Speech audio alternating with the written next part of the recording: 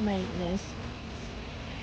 What we have here, I just had elbow installed the end of the exhaust pipe. That is looking good. Wow, look at those tires. I have a lot of meat still on these tires. I purchased this truck in 2020.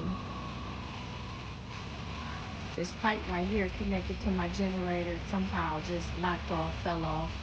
Might have ran into something I'm not really. That is kind of bothering me, and a little smell or something that I smell, but however, I'm going to get that taken care of. Oil change on the generator, oil change on the nail truck, and I am good to go for the summer, spring, the warm weather for the mobile parties.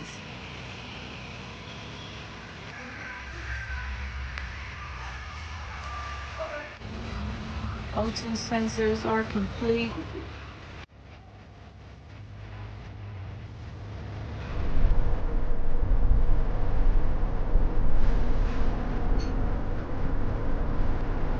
Okay, to make sure this check engine light is off for the summertime.